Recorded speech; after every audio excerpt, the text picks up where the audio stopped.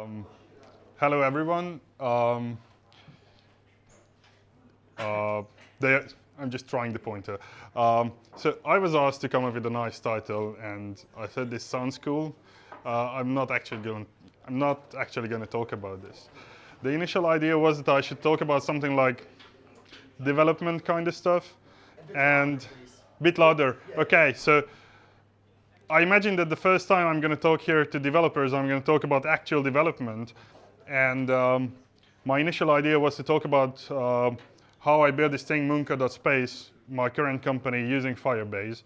But I figured that Firebase has an excellent YouTube channel, and if you want to learn about Firebase, go check out their channel because I cannot do it better. And instead of talking about strictly technical stuff, I'm going to talk about non-technical issues that we face in the world of tech. And to start off, I'd like us to understand what we can mean by impactful engineering. And in order to get to that point, let's go back to the Renaissance, to Firenze, to Florence in the 1500s when Da Vinci and Michelangelo were alive. And the interesting thing about Florence during the Renaissance is that there were 2 times as many painters than carpenters who actually did the woodworking. And they did quite a bit of construction, so they had a lot of carpenters, but they had twice as many painters. And, I mean, artists, painters, same thing. And to continue this parallel, if you don't know him yet, I highly recommend reading all the works of Paul Graham. He is the founder of Y Combinator, and he compares hackers to painters. And it's like, I feel like we often forget that developers, apart from being technical beings, are also problem solvers, creatives, and just like tough challenges. And in a sense, I like to consider myself a painter, even if I paint with JavaScript usually. And the thing about the main difference between painters and hackers is that to outsiders, it is very visible. When it comes to painters, everyone can see, like, he does strokes like this, he uses these kind of colors. But the same things, everyone who has written code before knows that the same things like coding style applies just like painting style. And even if there are some big corporations who think that we just need to hire 10 painters, we just need to hire 10 developers and then we can replace them a year later, it's not exactly like that, because whenever like serious problems are being solved, the human touch matters a lot. And the company I'm working on currently is trying to understand that issue.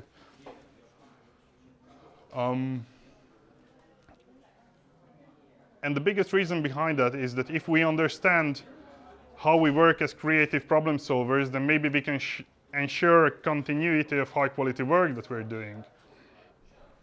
And to understand that, I like to make you think about where you excel actually. Like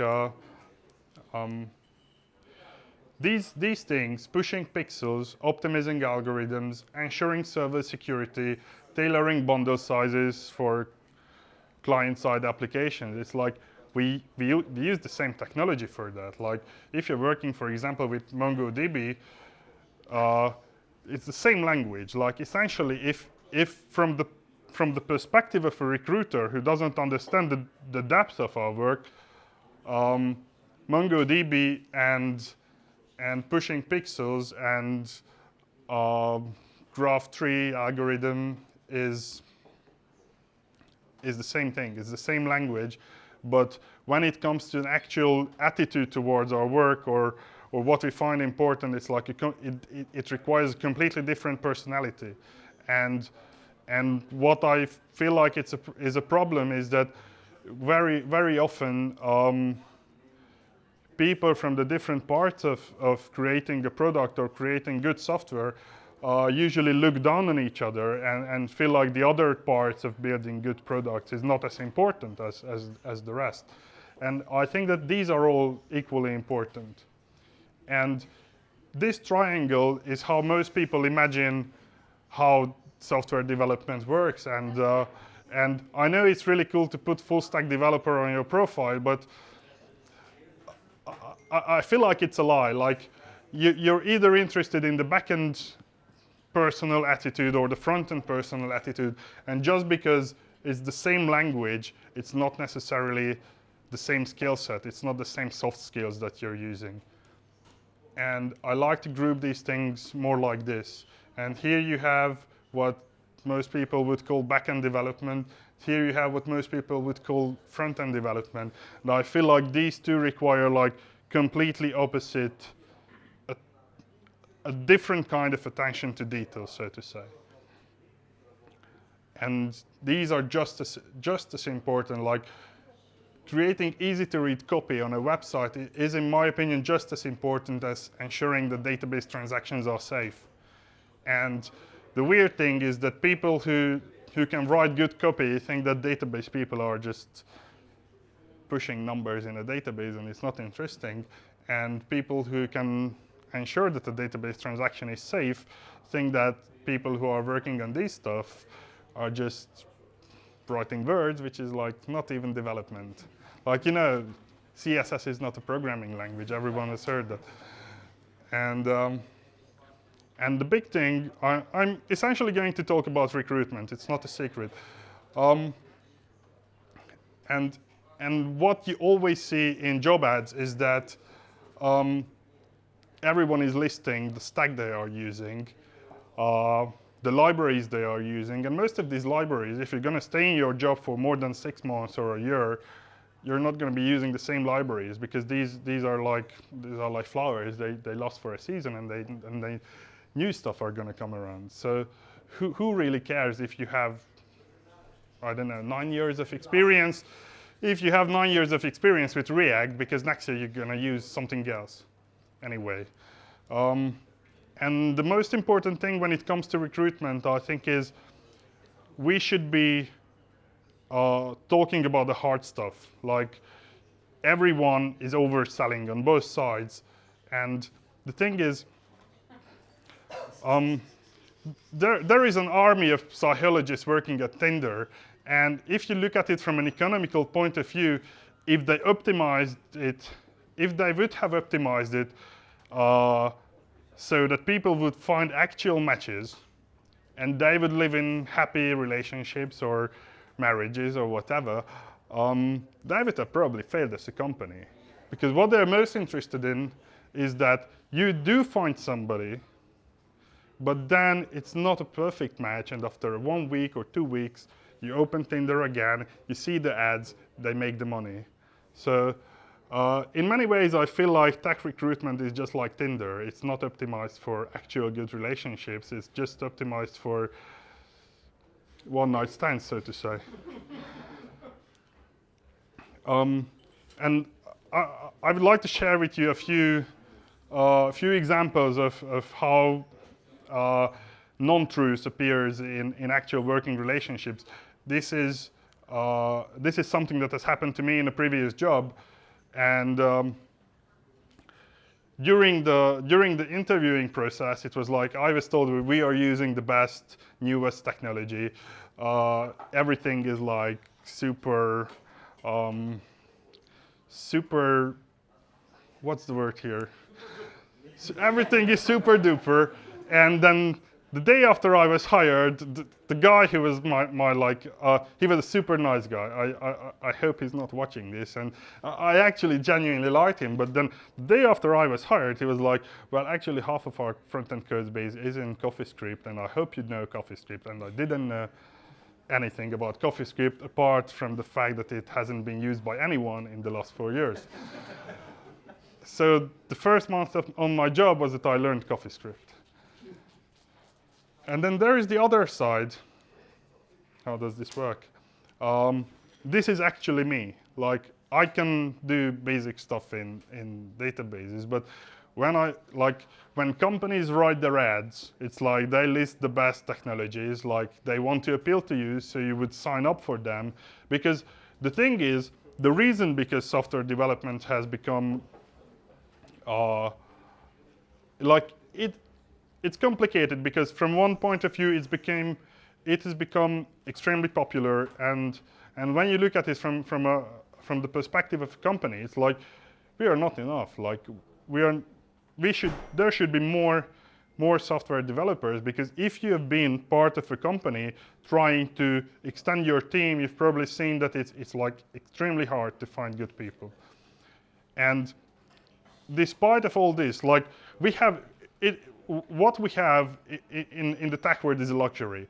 Like we have the luxury to be honest, because even if we are honest, they're probably going to hire us. Like, let's face it, because and still everybody is lying. Like the companies are lying that they are like using the best, and they are doing the best, and they have the best espresso machine in the office, and then you're lying on your CV as well because you put it like I haven't updated my CV in quite a while, but I do have MySQL on my CV. I don't know shit about MySQL. Like I used it a couple of times, but and I know that half of the people in the industry are like that. Like you put React.js on your profile is because you read the blog article about it, but have you ever built anything with it? Like you probably could, and it's really hard to put it like, if you really want me to, I can work with it. It's more like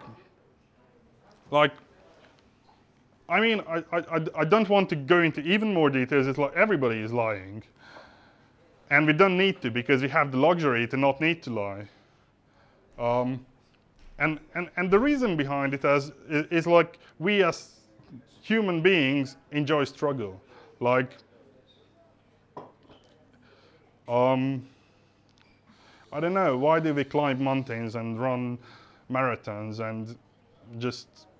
And last week I have slept like 10 hours because I was working on this product, which I haven't finished. I wanted to show it off today, but I couldn't finish it. I slept like 10 hours, and I enjoyed every minute of the non-sleeping hours. And we don't need to sell jobs like they were easy, because we don't want an easy job. We want to find a job where we can feel like we are doing actually meaningful stuff that other people can use, and cliche, but we can make the world better in some tiny meaningful way. Okay, so this was the first rant that I wanted to talk about, and the second part is just something that I really want to talk about after this with you, with beers. But what I feel like is a big issue in our industry is that like, to put it simply, not this button. I have no idea who is going to teach my kids math, because, and this is especially a problem in Eastern Europe. Like, it's the same in Hungary. I think it's probably the same here. Like, if you're good enough to be like a good math teacher, you spend 2 months on Udemy or somewhere, and you're probably good enough to earn 10 times as much as you do as a math teacher. And it's like a real problem. Like, who's gonna teach my future children IT, physics, chemistry, like anything related to engineering? They will do it for yourself. They will do it on Udemy. I hope that there's gonna be some sustainable version for doing it, but I think it's gonna be a genuine problem. Like, we're going to have like a complete loss of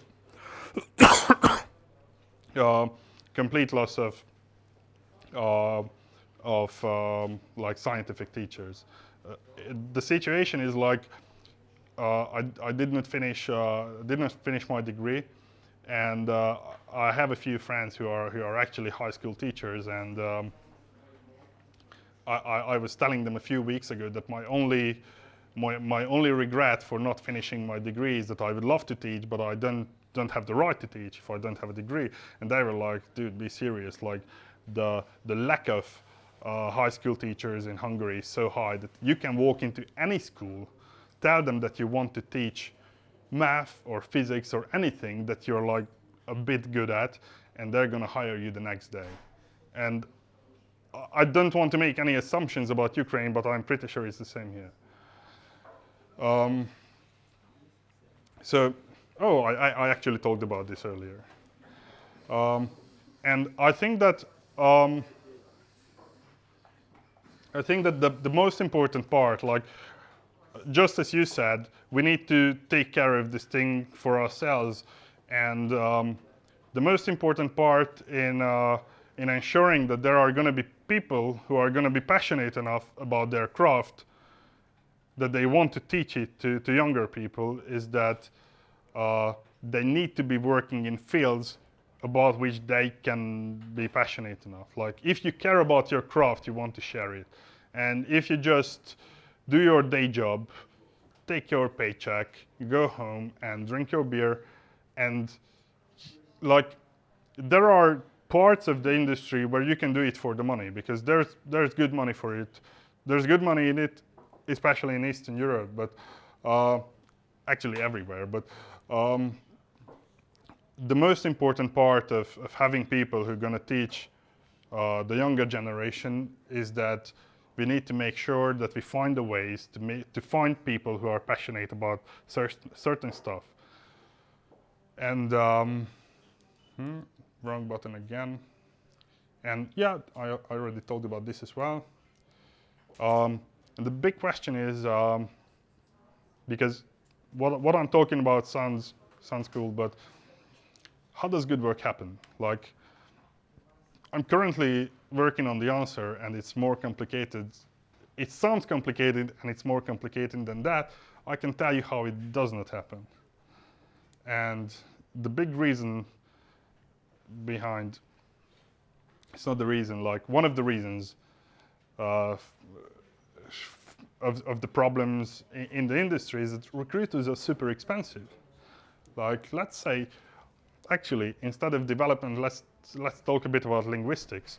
The word salt, and I mean the word celery, comes from the Latin sal, which means salt, and it became celery because Roman salt used to be so valuable that soldiers were actually paid in salt. And fun fact of the day. And I didn't want to talk about actual money, so I decided that I need to talk about salaries, I'm going to talk about salt. And these are 50 kilogram bags of salt. And let's say that you want a salary of 1,000 bags of salt per month. That's 12,000 bags of salt per year. I actually looked it up. Did you find exactly most popular salt in Ukraine? Yeah. I know. I mean, it's. I wanted to check this number. So I wanted to check this number. I didn't know. Like, I'm really bad with groceries. I had no idea how much salt costs, but it's 5 hryvnias. I checked this on the Zakas. Zakas, yeah. It's 5.40. This salt exactly. So, with the 1,000 bags of salt, that's $11,000, which is pretty good. So, good one. I found a good value. Maybe I don't know, 500 bags. Whatever. Let's stick with the 1,000 bags of salt per month because it's easy to work with. From the perspective, this is the most important figure here. From the perspective of your employer,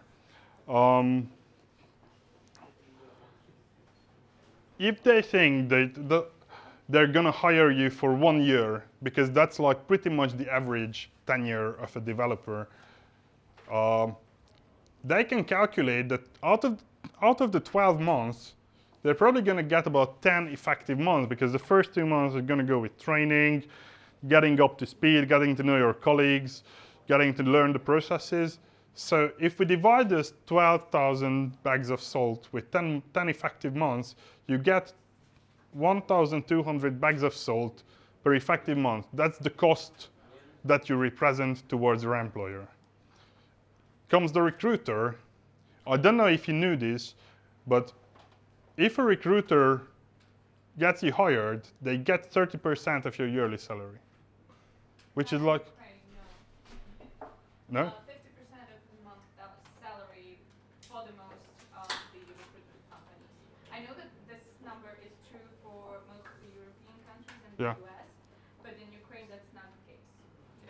I would not agree. A lot of companies get from 15 to 18% from yearly of the yearly. But Where is your HR but located? Where is your HR located? the actual recruiters earn less, but the company Yeah, the company makes the money. who actually have this recruiter, Yeah, so they have such money. But freelance recruiters earn less, I would agree. yeah. The thing is, like, this is this figure is like, it depends on seniority. Usually, in Western Europe, it's like for junior developers, it's like 15%, 12, 20.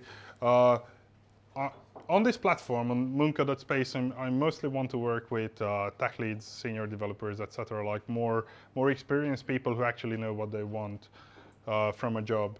And in the case of senior personnel, it's usually around 30%, sometimes even more. And that means, like, let's stick to this figure because I can't calculate in my head fast enough. But even with 50% of a month, it's still a lot. And so that would mean 3,600 bags of salt. And the big problem is, just like with Tinder, I already mentioned this. The big problem is that they do not have an incentive for you to stay long at the company, because they get you hired, they're gonna get their commission if you complete your probation. Like, if the employer and you can stick together for 3 months, they're gonna get those 3,600 bags of salt. And after that, they are not interested in you two working together, because if you are fired, maybe I have a slide for this, I'm not sure. What did I do?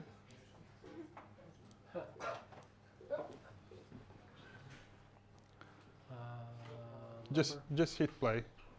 Yeah, let's do them now. Yeah. So essentially, if you stay for 3 months and then you quit the day after, then there is a new company they can find another person for, and then you're back on the market and they can get you hired at another company. Maybe it's not the same recruiter, but the industry as a whole is the happiest if you quit 3 months and 1 day after you got hired. Like, that's what they're interested in. It's just like Tinder. They want you to break up after a week. Yeah, I had a slide for this, yeah.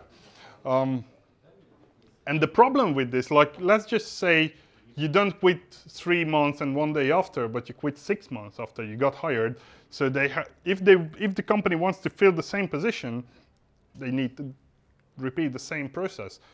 They pay another 3,600 bags of salt, so their total cost is up to 19,200 bags of salt.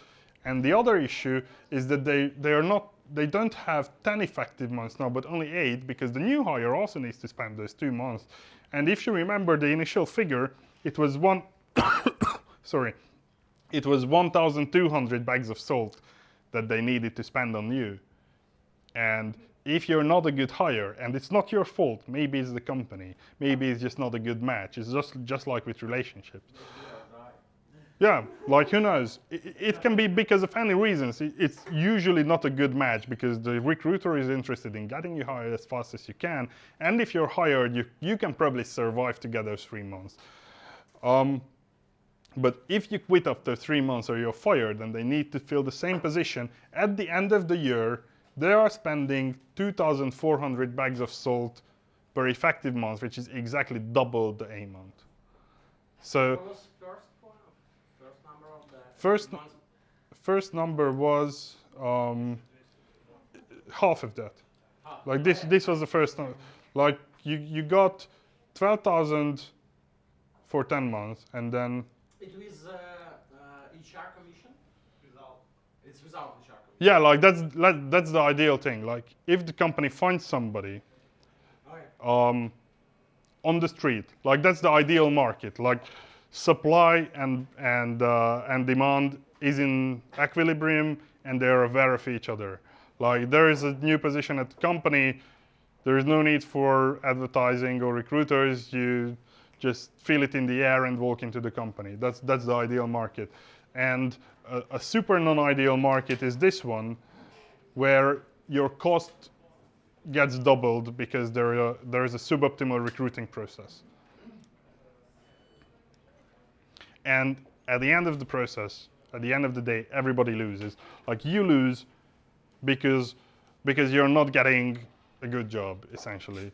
The company loses because they're not getting somebody who's like a good fit for the role. And they also lose because they spend twice as much. And it's pretty sad. Sorry for making it sad.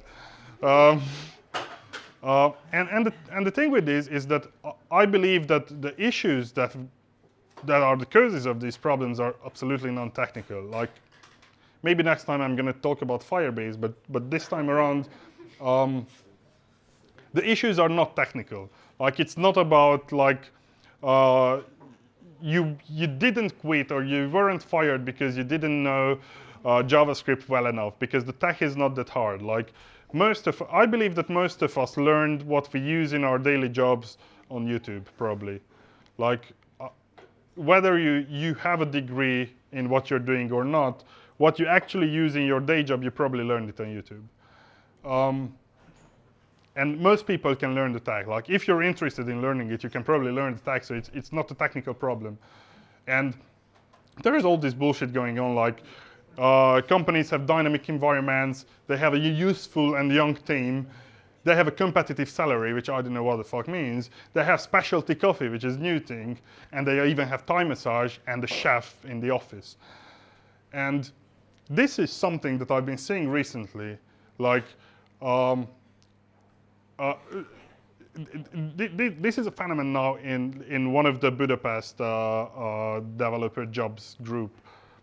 They don't even want to explain like who you are going to work for. Like, I mean, I didn't even mention the biggest problem. The biggest problem with recruiters is that you don't even know who you are applying to.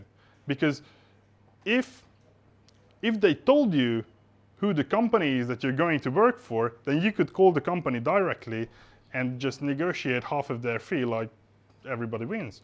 But you don't even know who you are applying to. And they got to this point where it actually infuriates me. Now, not only sad, I'm even furious. Sorry for ruining the mood. But they put the title and the salary, and That's enough. that's it. And they feel like there are probably enough young people who will think that 1,000 bags of salt is enough that they would do anything for it. And for a lot of people, it is. Like, I would do a lot of stuff, a lot of things for 1,000 bags of salt. Like, imagine 1,000 bags of salt here. Like, probably fill half the room. But,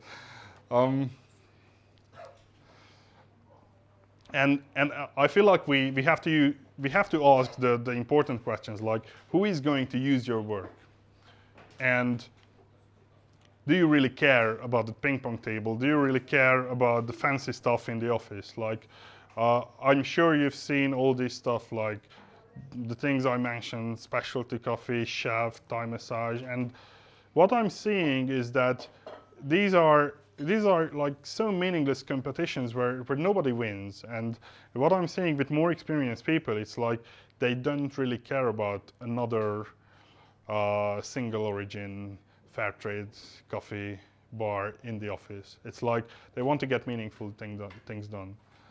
And another thing is like which is the industry that you're going to work in, because I'm sure that I don't want to say anything wrong about people who are working in these industries. I personally have a problem with it, like working with gambling and porn.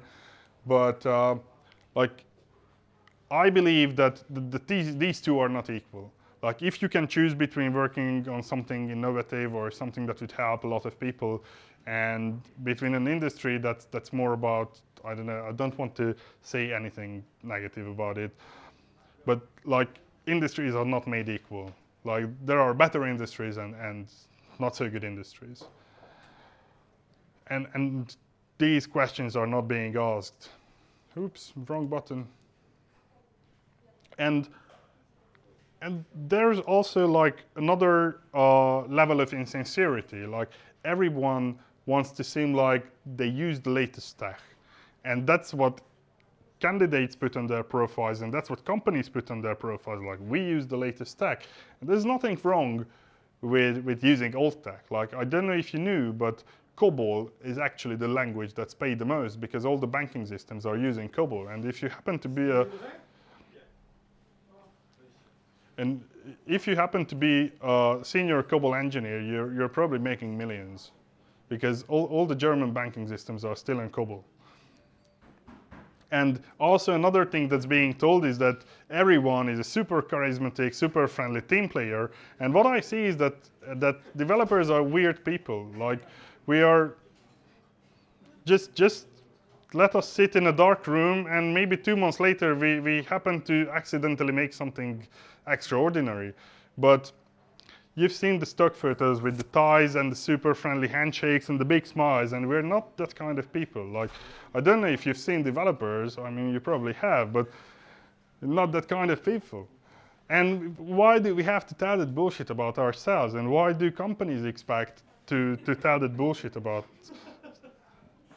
ourselves again? Wrong button again. And again, like, maybe you're fed up with Scrum. I mean, I probably worked with like 8 to 10 companies who all told me that they're working with Scrum, and they were all working with different stuff. And my Of them didn't know what is Scrum, right? my conclusion is that nobody knows what is Scrum. But still, everybody expects that you put Scrum on your fucking CV. Like, what is Scrum? Maybe you don't like TDD. Like, TDD is also this stuff. Like, there are companies who haven't written a single line of code. I know because last year when I moved to London, I applied to almost 250 companies. Everybody was asking for TDD and BDD. And when I met with these people for an interview, they were all business guys who read a few articles about what is cool in software development, and they were like, do you use BDD? And I was like, no, I don't. Well, that's not cool. And in most cases, like, this is like more like for anyone who doesn't know, it's test-driven development.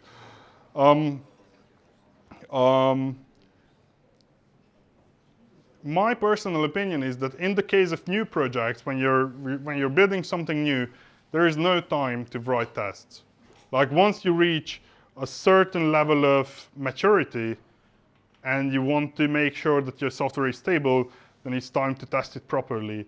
But in the first phases, you're probably just wasting time because you're going to change your whole, what's the word? You're going to change your whole specification again. And there's no point in writing like thousands and thousands of lines of tests and specs until you know exactly what you're building. So, yeah. Sorry, QA engineers disagree. So during this phase, we faced with some funny bugs in specification, and most of this bug finding in the specification lower than bug finding during the later stage of testing. Yeah, I'm talking about the super early stage when you're just trying to figure out what you're going to build. And once you have a clear view of what you're doing, I also agree that reaching a relatively high level of coverage is a good thing. Like, I do like TDD. I don't think that doing it on the first day is probably a good idea, but I know that there are people who don't agree, and it's like different styles of doing it.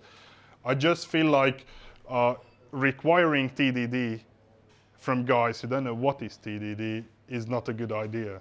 Like, it should be more like, we want to build this thing and we know how we're going to acquire customers, and you're the engineer, and let's sit down and talk what you want to do. Instead, what's happening is, like, we read an article on what's hip in tech, and it looks like it's TDD and BDD, and do you know BDD? And yeah, I do, but why are you asking? And what I'm trying to say is that all these things are okay. How many people are using or know about React here?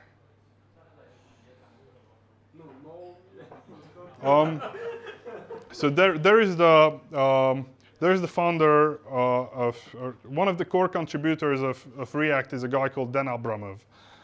And he recently wrote a long article titled "Things I Don't Know," And these are all things that most people put on their CVs. Like he wrote a big part of what is currently, I don't know if Angular or React is popular today, but like one of the most popular front-end frameworks. And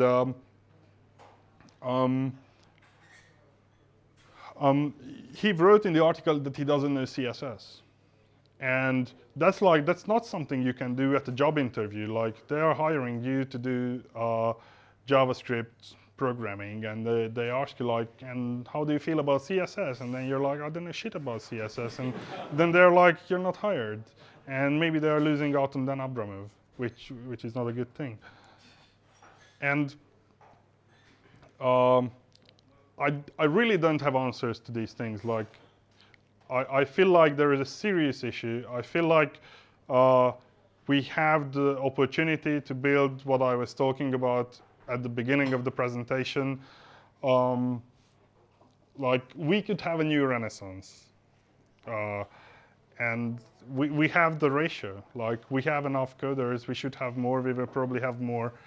And we're still not building the Sistine Chapel again. And we're still not having the same level of outstanding output. And I just feel like asking the right questions, and instead of, like, to follow the analogy, instead of creating working one-night stands, building meaningful working relationships, we could maybe create a digital renaissance. It sounds cheesy, but I really hope.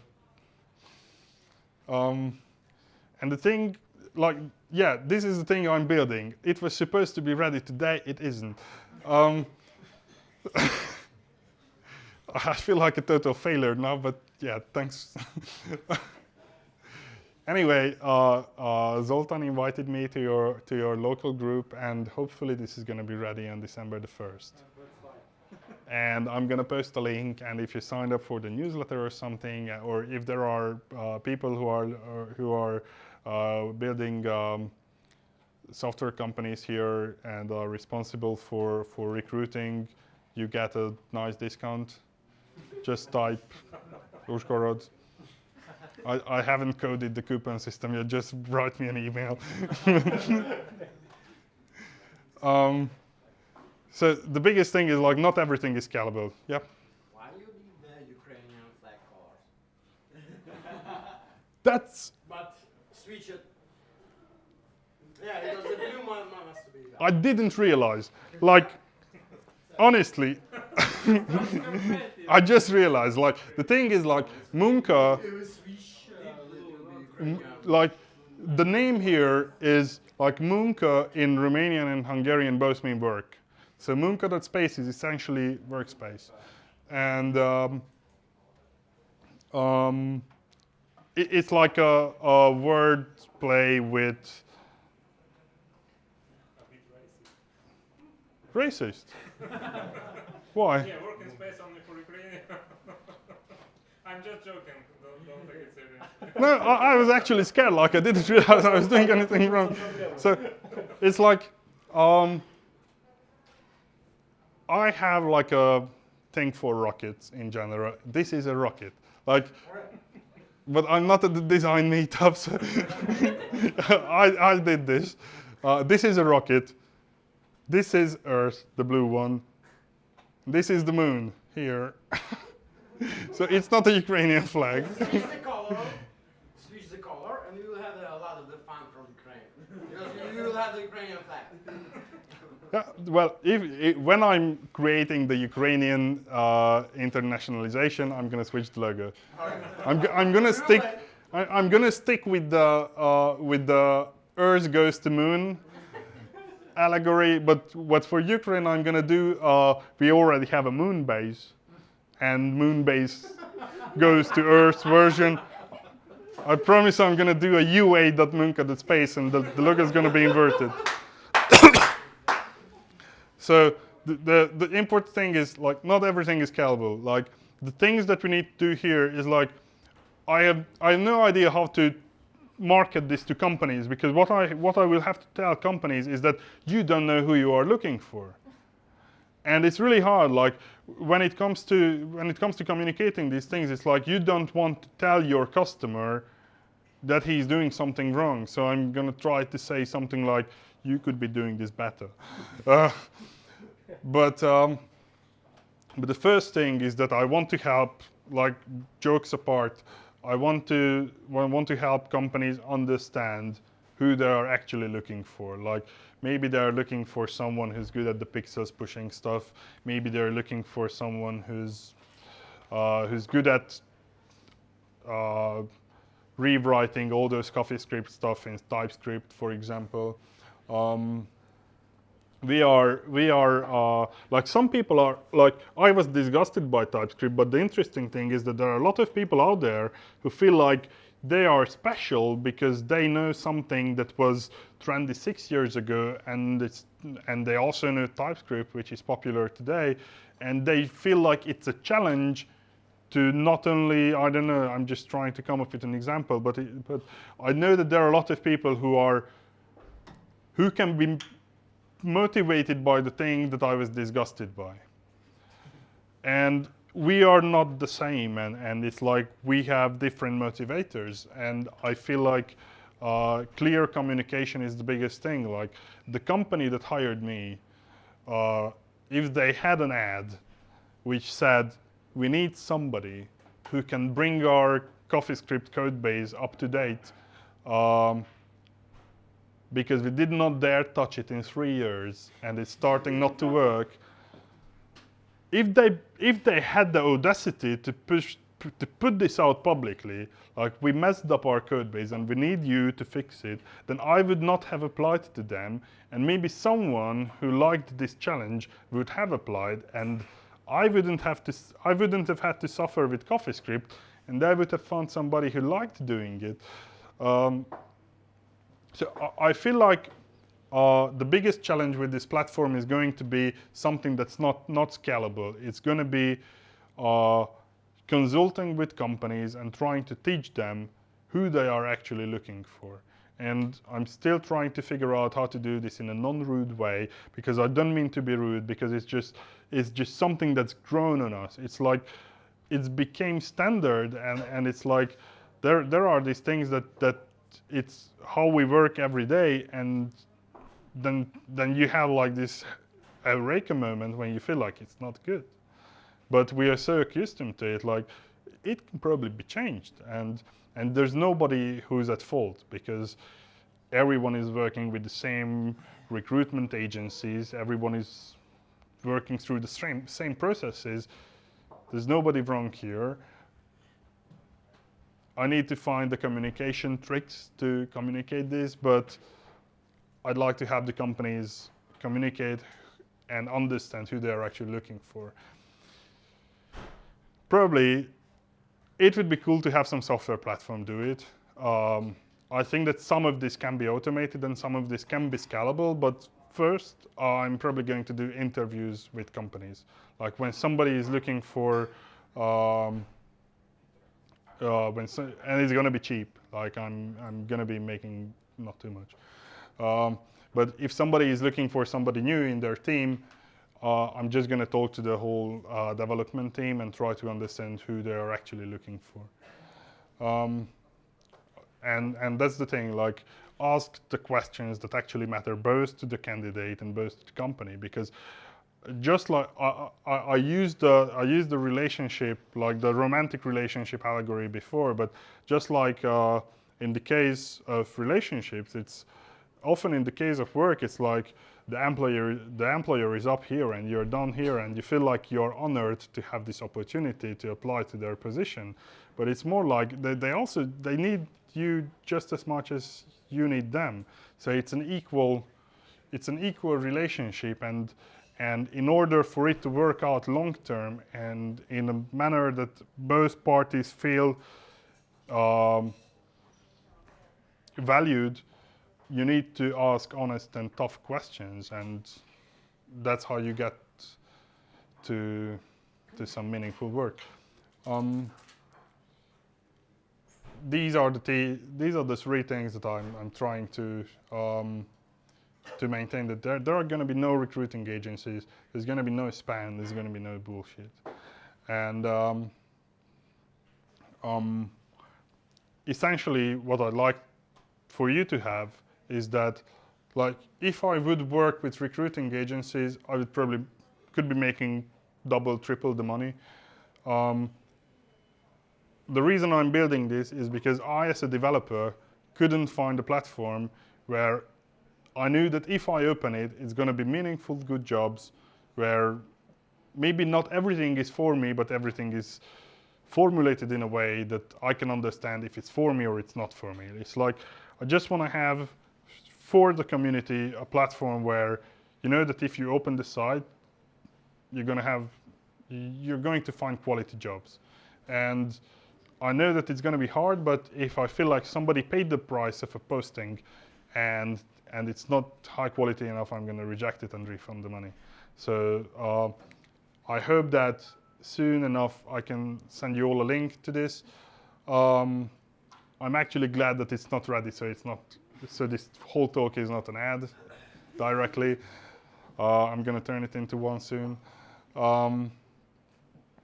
And I hope that if this works out in Ukraine as well, or also with remote positions, I really hope that some of you may find in the future a good working job here, good relationship. Thank you.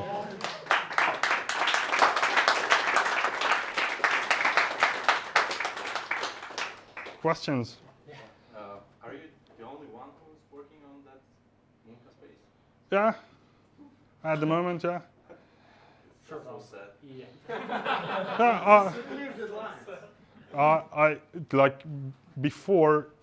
I have worked pretty much on all the aspects of the platform, and as I said, like most of the things that are handled here are non-technical. So essentially, the reason I'm late with this, like one of my friends told me that I could do the same thing with 2 Google Sheets, one for companies and one for candidates, and just connect them. And the reason I'm doing it this way is because I have worked on various parts of different products before, but I want to have this bucket list item checked where I start an application from nothing and finish it properly. And also, like, it's like doesn't make sense from a business perspective, but I'm trying not to use, like, for example, how do you call these? UI libraries. Like, I don't want to use anything like Materialize, Bootstrap, anything like.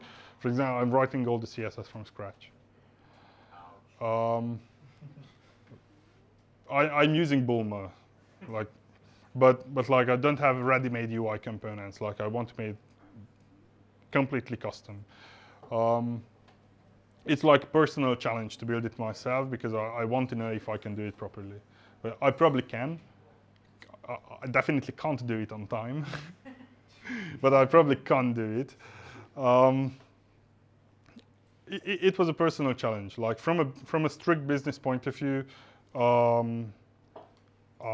it doesn't make sense, and I'm completely aware of it. It's like a big chunk of work. Yeah, so far it's 74,000 of lines of JavaScript. Yeah, it is a big chunk of work. Like, I've been working like a maniac for the last 1.5 months, and like I've been working on chunks of it for 2 years now.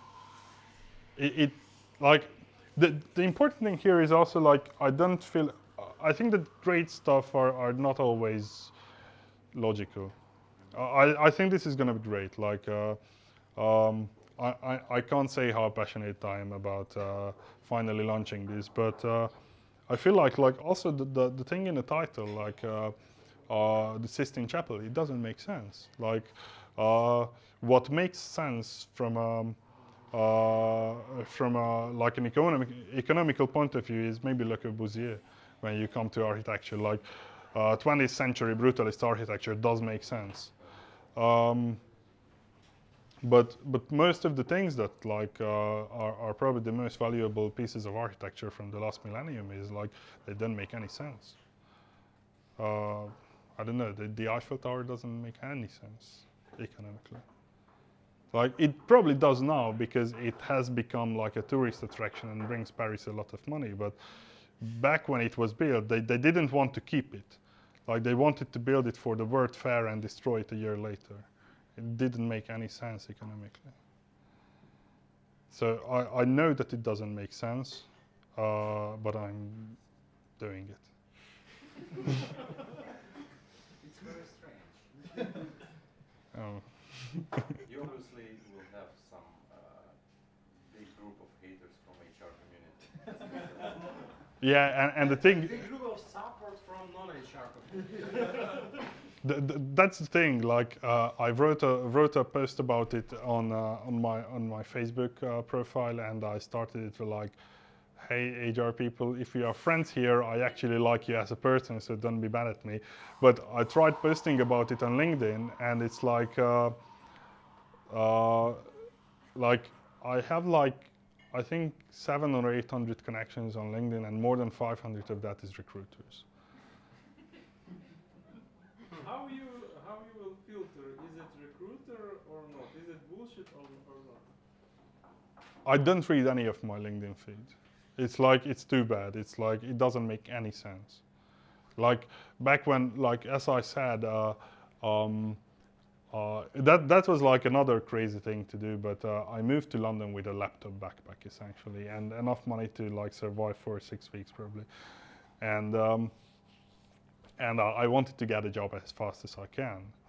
And I applied to a lot of stuff, and I basically accepted any connection request from recruiters in London.